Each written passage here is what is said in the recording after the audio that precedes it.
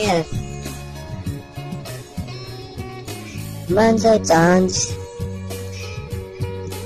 Reizēm seju pa ielu, nesaprotu, kāpēc cilvēki tik tīzli skatās uz maniem, kāpēc ar pirkstiem rāda. Reizēm kāds nodieš, reizēm vēl kāds iemet ar akmeni, pa galvu iedod, asargāzi iepūš acīs, un tad beigās arī paņem kāds vietu iesprauž pakaļā. Ko lai tagad dara, kam vēl noc palīdzību? Nav neviena vairs, kur lai tagad bēg, kur lai aizlaižos. Man tik pāris jautājumu, pāris atbildes, ko sniegt. Jā, un tāpēc lūdzu visiem.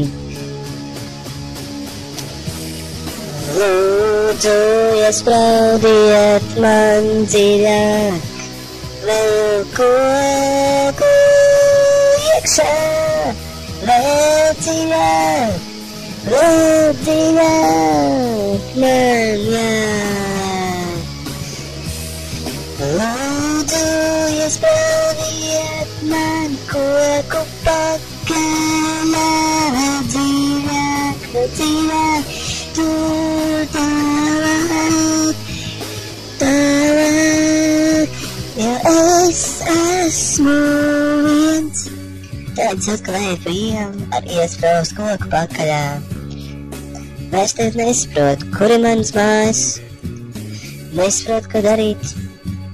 Jāiet kādā kafejnīcā, bet ar koku pakaļā nevienu nevaižot. Ko lai tagad daru?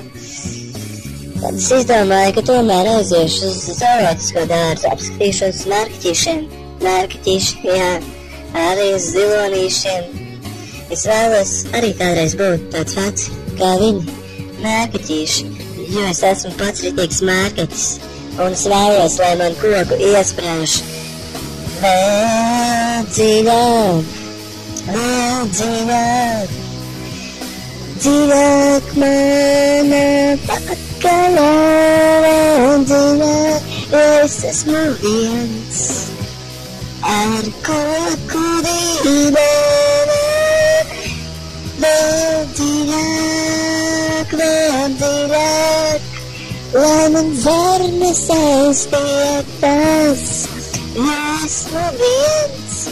jo esmu viens, un man vēl ir tik viens kociņš.